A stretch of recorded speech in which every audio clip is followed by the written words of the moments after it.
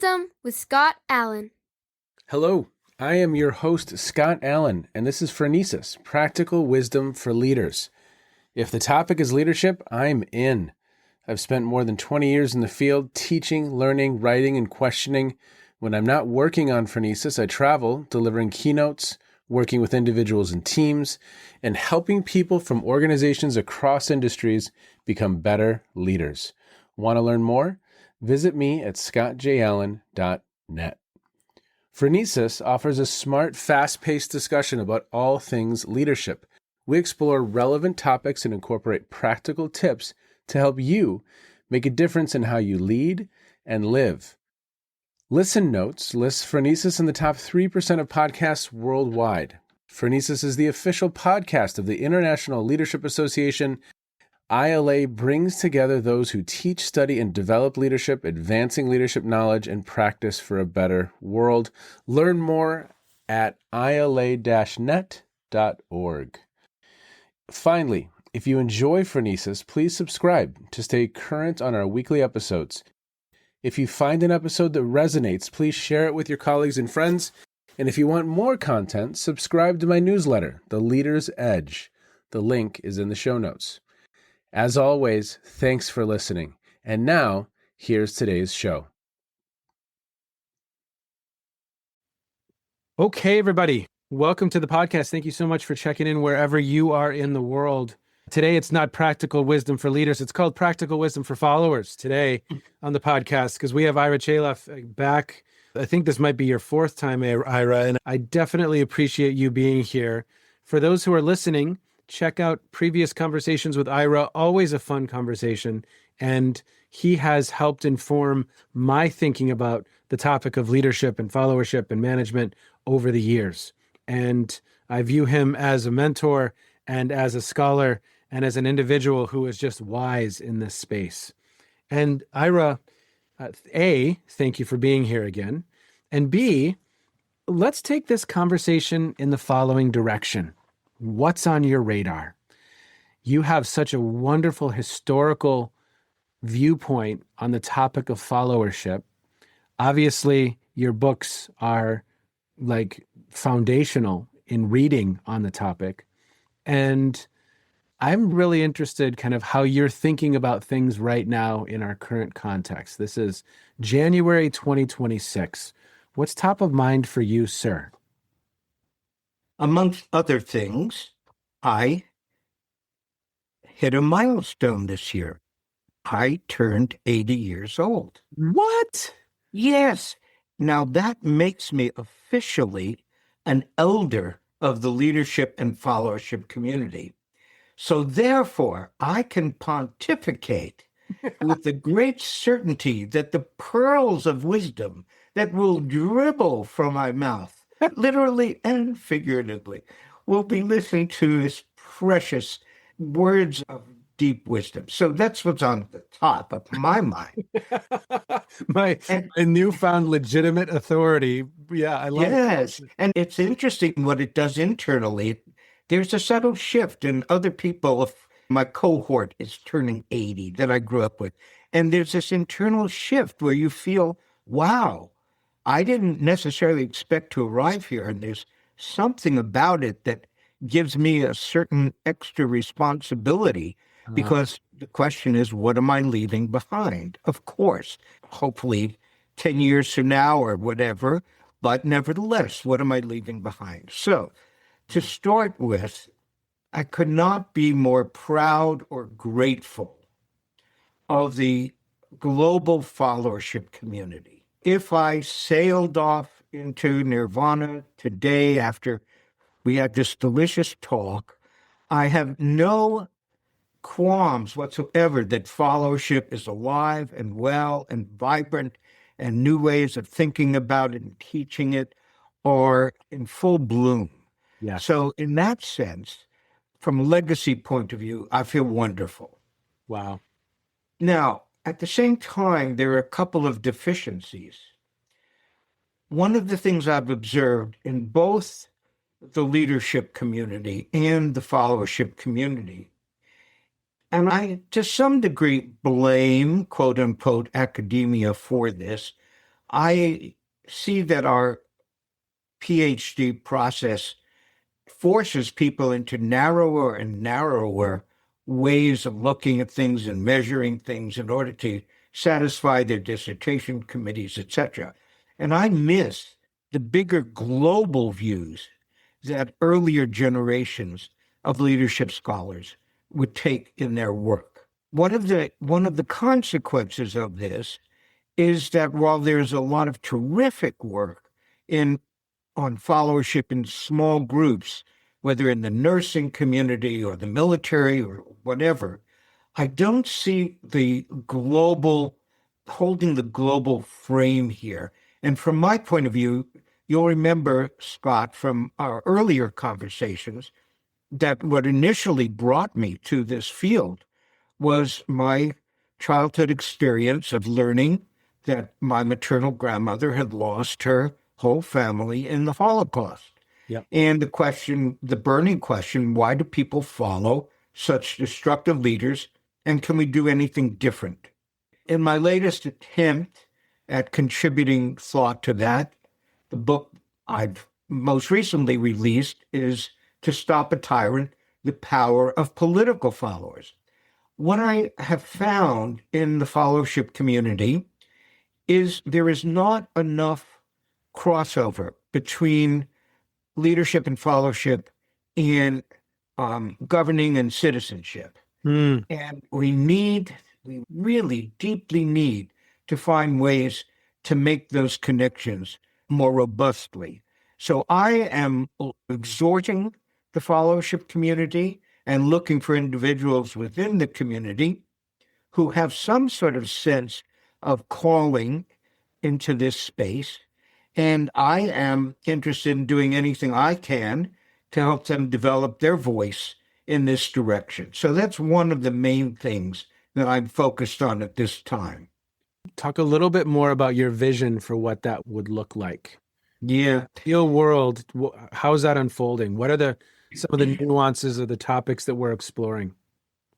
Yeah, I'm not sure I'm going to answer this exactly the way you're leading me, but I'm going to go back. You're an elder, so you don't have to. Yeah, exactly. What you want for the next 40 minutes. Exactly. Please have patience and deference, please. Okay. Now, I'm going to go back to Barbara Chaleff, and we all do that these days so many times, because one of her significant contributions was adding context to the leader-follower context system.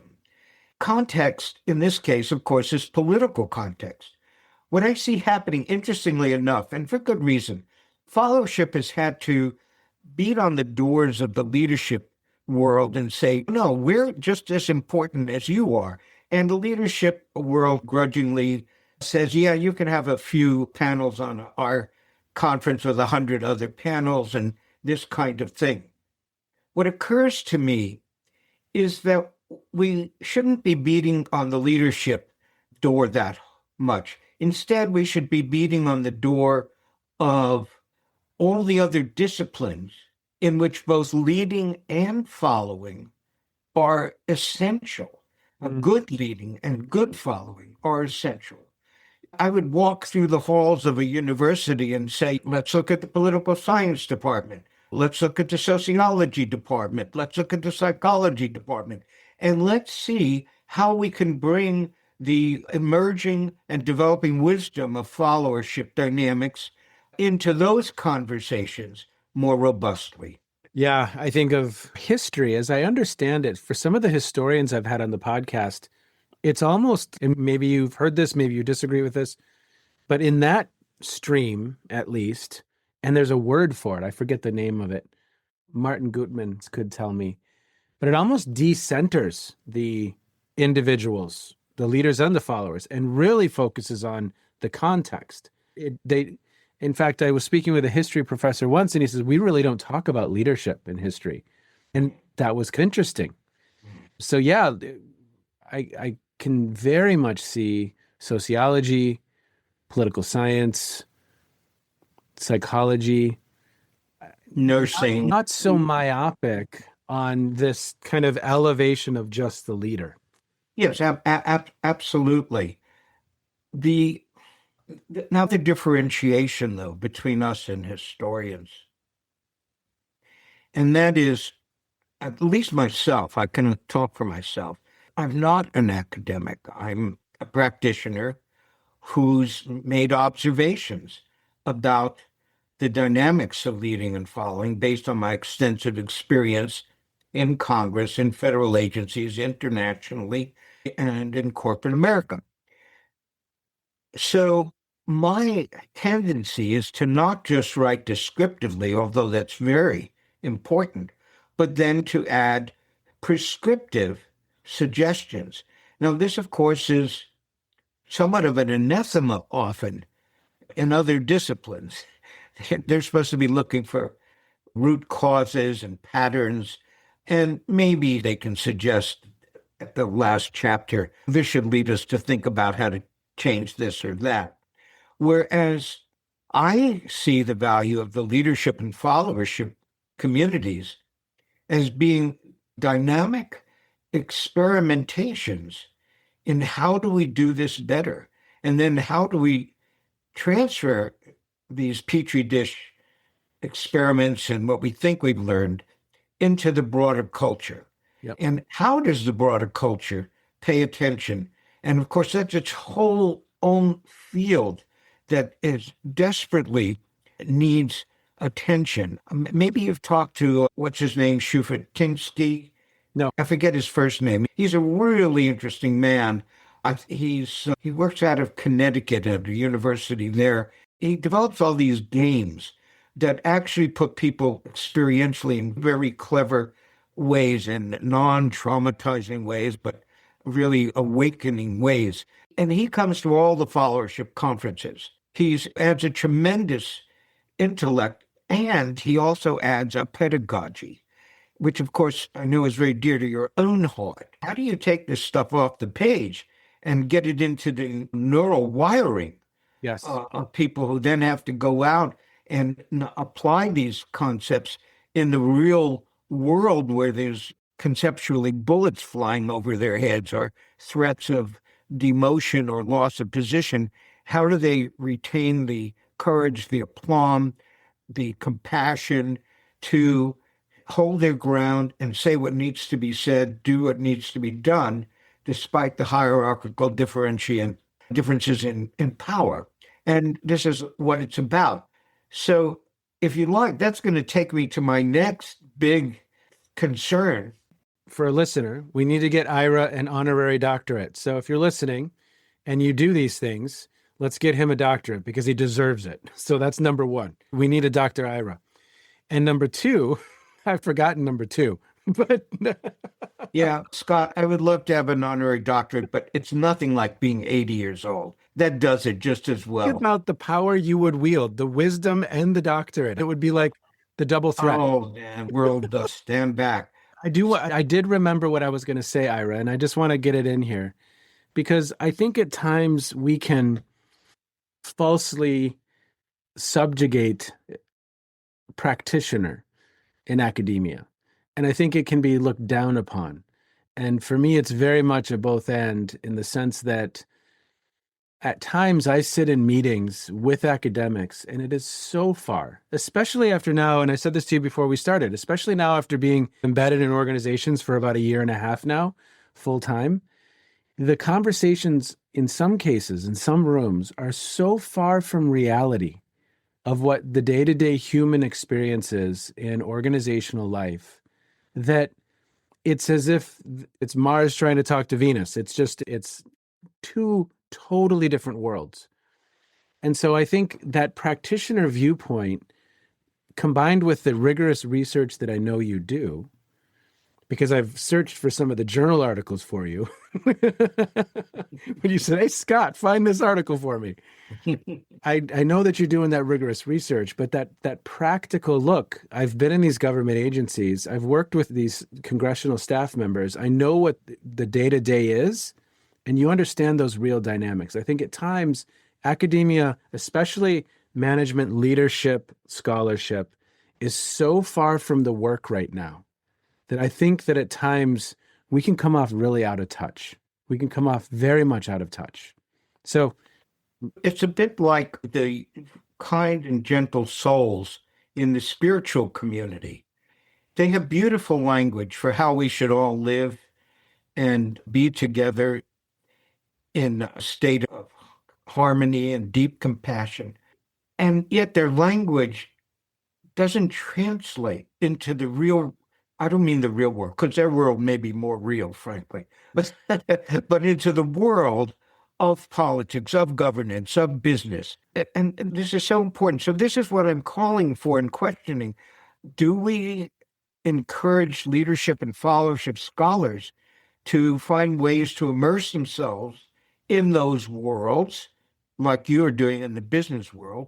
Or do we go into those worlds and say who in these worlds recognizes that a more conscious development of leadership and followership best practices would help in your world? You have the language, you have the credibility. To some degree, this is what was done years ago. California has something called the Police Officer Standards of Training. Okay. It's a very significant suite of programs that officers at every level are put through. And I found out, I don't know how it happened, that in the sergeant level training program, which was a 9-month program, and it included 9 books that had to be read. One of them was The Courageous Follower. And 25 lieutenants were trained by someone to teach followership in the law enforcement community. This is fantastic stuff. Yep. And how do we encourage more of that is my question. Exactly. And some of your work has been used in the military, correct? Yes, absolutely. Again, the British military, the British Army is an exemplar. They're taking Robert Kelly's work, my work, some of Barbara Kellerman's work as well, I think, and they put it into not just their officer, their entire military doctrine and training from the bottom up, and not just courageous followership, but my work on intelligent disobedience as well. And then NATO representatives attend some of these things. We can see some potential of spreading throughout the NATO community. I'm blessed because it's not that I've done something so strategic that has made this happen. No, I've just put out my voice and been fortunate that it's been picked up. But I think it's partly because I'm speaking from the language of the practitioner. Yeah. Yep. 100%. 100%. And the byline of your first book, standing up to and for our leaders. In the military, if we're about to make a bad decision, we need someone to raise their hand and have the psychological safety and the courage to say, I see something. And yes, that practitioner lens, the academic lens, and it's for me, that sweet spot is that blend of the individual who spent a career in business or in organizational life and then got a PhD and they have this lens, or vice versa. And I think it's just a powerful perspective on the world because neither side, it's that old parable of the elephant where people are touching different parts of the elephant and they're these blind men. And one blind man says, this is a snake, and they're touching the tail. And another person said, no, this is a sword, and they're touching the tusk. And another person says, no, this is a wall, and they're touching the thigh of the elephant. And everyone has a little bit of a different piece of the puzzle or a piece of the story. And it's all valuable. It's all incredibly valuable to better understand the whole picture, in my opinion. I really do believe that. I think it's breaking the educational process down into context. The language, the realities in the military are significantly different than that in the educational system, in the medical system, and people who can speak those languages need to take the concepts and make them not just palatable, but powerful within those contexts. Which brings me to my second answer. Awesome. Like a wise segue right there. That was Thank you. Wisdom in action. Thank you. What's our theory of change, Scott? As the leadership community, what's our theory of change? That we're going to take people into classrooms and we're going to send them back into the world, and the world's going to become a better place. Yes, maybe marginally. But a lot of the people that rise to the top of our political hierarchies don't and won't attend such programs. And they're more often from the Machiavellian school of leadership, where it's better be feared than loved. And they become successful in various ways, whether through democratic processes or through undemocratic processes. Now, so then we're stuck with a Putin, we're stuck with an Erdogan, or what have you. They're not going to go away just because we think that's not the right way to lead. Yeah. So who's left to make a difference? The people around them, potentially. But as we know, followers can be classified into conformists, colluders, and courageous followers. And there's sort of a tremendous incentive to be conformist and even colluder. So there's less of an incentive to be a courageous follower. There's more risk. And yet, the health of our societies, and particularly of our liberal societies, depends on that virtue of courage. How do we change society to do that? How do we change society to do anything? One of the ways is, how do we educate our children? What are they being taught? And in my earlier book on intelligent disobedience, I document somewhat brutally how much conformity and compliance is taught at every level of education for young children. And that's not bad in itself. We all need to know how to self-regulate and comply with the productive rules of how to live in a society. But if that's the only thing we teach, why should we then be surprised when they become adults that they're conforming to bad leadership? We shouldn't be. We've taught them that. So my other vision for the future is, how does the followership community and the leadership community reach out to the early education community and start to build bridges there to bring in some of the balance that is needed to teach much better the skills of discernment and the voice of productive dissent. How do we do that? And I would like to, I'm throwing this out again to your listeners. If there's anyone there who already has some interest in this, please reach out. I would love to be in conversation with you and see how I could help you develop this theme. Or if you're searching for a doctoral dissertation topic, these are the kinds of potential for deep change over generations that we need to be thinking about if we're ever going to break out of this current bad leader rises, followers suffer, followers overthrow a bad leader eventually, pick another bad leader, instead of taking a leader who's flawed and helping shape their better angels and tamp down their worst instincts. That can be done. This is a principle of courageous followership, that we are as responsible for bringing out the best in our leaders as they are for bringing out the best in us. Yeah. It's interesting, as you were speaking, I'd never thought about it this way, but I've been really interested in polarities recently and tensions. We could call them a couple different things. If you have conforming on one end of the spectrum and you have courageous on the other end of the spectrum, are we helping people navigate that tension by intentionally choosing how to skillfully intervene, right? Back to Barbara, you have the context, and sometimes it's completely appropriate to conform. And sometimes it's completely appropriate and probably necessary. Sometimes it's really important to be courageous. Are you even aware? Are you even conscious of where you are on that spectrum and the ramifications of that, right? Because at times, courageous may not be the right decision.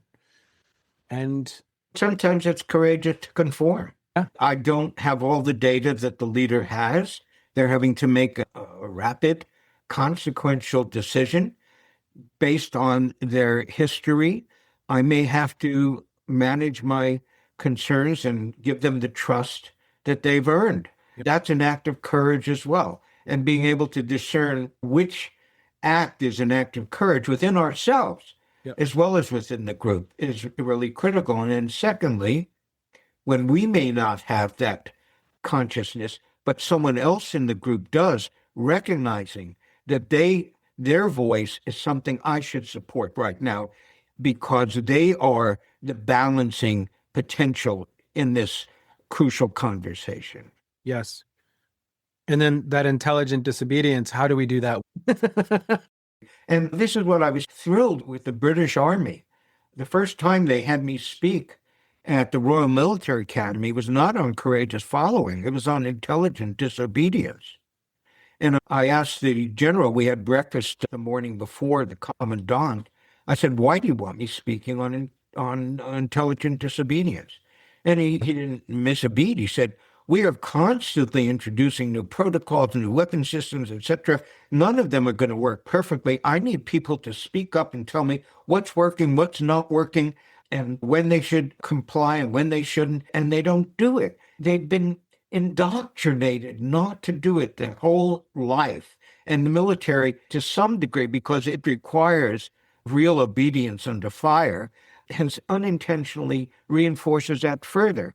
Whereas because lives are at stake, the individual soldier, warfighter, whatever, also needs to know that this social courage is as important as the physical courage to speak up when needed. Yep. And again, do they have that heuristic in their mind? Do they have that mindset? Do they understand what is appropriate and when? And yes, so incredibly important, incredibly important. We're going to begin to wind down. Anything else on your mind that you want to bring up before we end our time today, sir? I'll wade into a little bit of sensitive terrain. We know that we are faced with a very unusual experience of political leadership in the United States. We're witnessing an enormous amount of energy that we have probably never seen in political leadership at any time. And of course, that kind of energy could be productive or destructive. We go way back to Max Weber, who talks about bureaucracy and all of the virtues that bureaucracy has brought us in terms of not having favoritism and nepotism and this kind of thing. But he also warned us. He said bureaucracies do tend to become self-referential, and they begin to think they know better than the political leaders they're supposed to be serving. And at some times, these are his words, at some times a charismatic figure needs to come along who can cut the bureaucracy back to size. So again, we're rebalancing our political system. We're witnessing some of that. Now, and the reason I'm raising this is we have to be, in terms of your polarity management, we have to understand that this kind of leadership has positives and minuses. The more conservative leadership has positives and minuses. And our task as a nation is to somehow take the positive energy in this kind of leadership, political leadership, and do our best to constrain the negative aspects of this kind of political leadership and come up with some sort of change that will serve us going forward. We're going to have to do a lot of soul searching and after action reviews when the time is right to see what in our Constitution needs rethinking and the protections of our civil liberties. But nevertheless, shaking up something that's been too long in stasis has a certain virtue. And this is a very difficult viewpoint for people to take when they are scared and they're hyper-partisan. So I find that one of my roles in To Stop a Tyrant is to try to give people on either side of the political spectrum a way of standing in this fire and looking at what their own tendency is to conform or collude and where they need to be courageous, regardless of which side of the political spectrum they're on. So I would like to encourage those listeners who are struggling for themselves or their families or their organizations. This may be a source of not just a solace, but of empowerment for you. It's such an interesting conversation. I had Barbara Kellerman in class one time, and she said something to the effect of, and Barbara, I'm sorry if this doesn't get it exactly, but, you know, and I love how you're looking at it from a systemic view in the sense that, and Barbara said this, she said, look, we're running some old software as a country right now, some things that maybe it's like DOS. It's right to bear arms. Sure. Great. Go hunt. Fully automatic weapons on the streets. Most humans, most Americans are going to say, probably not what we were intended to think about doing. And justice for life. Sure. Great. The average person passed away then. The average white male at the time was about 64, whatever it was. So it wasn't some of the ages that we're seeing today. You're saying justice is for life. Yeah, justice is for life. Yes. And so it's interesting. Our system is elevating some extremes at times, especially in the primaries. So what is it? Our system is billions of dollars are being spent to influence. And so the system is what it is. And it's elevating and it's yielding certain results, again, on both sides of the political spectrum. So how do we, and that's where my mind often goes, how do we address gerrymandering on either side? I don't care if it's Illinois or if it's Texas. Absolutely. That is not productive for a democracy, gerrymandering. How do we begin to chip away at some of those dynamics? Well, I'm going to leave you with the final uplifting thought. I love good. 80 and very wise. I think we can use a metaphor of the body politic has been invaded by some, call them viruses. And initially it goes into shock and it wonders whether it'll survive. But because it's a very adaptive organism, it starts to develop the antibodies or whatever the protections against viruses are. And when it comes out, it is now better equipped to meet the future challenges that it will receive. Yeah. And with enough wisdom, and that wisdom probably includes getting a lot of the 80-year-old office holders back to their farms like I've done, and getting in these very bright, energetic 30, 40-year-olds, whatever, and getting them to really figure out how do we move from where we are constitutionally, but we're holding that as our bedrock, but how do we do the amendations needed in order to be a more robust and adaptive system going forward. And I believe that will happen. Whether it happens sooner or later, more painfully or less painfully, I can't predict. But that is my belief. It will happen. Yep. And you have worked with individuals at the highest levels on both sides of the aisle. And so that wisdom is appreciated, sir. Now, final question for you. In 2 or 3 sentences, what is the practical wisdom for our listeners today? Live well enough to get old so that you too can be wise and be helpful to the next generation. I love it. I love it. Thank you, sir. Always a pleasure. Thank you. You have just finished another episode of Practical Wisdom for Leaders with Scott Allen. To contact me, visit scottjallen.net or send me a note at scott@scottjallen.net. I'm also on LinkedIn, so let's connect. If you have feedback, I'd love to hear it. And as always, thank you so much for listening. And now here's my daughter, Emily, with the outro.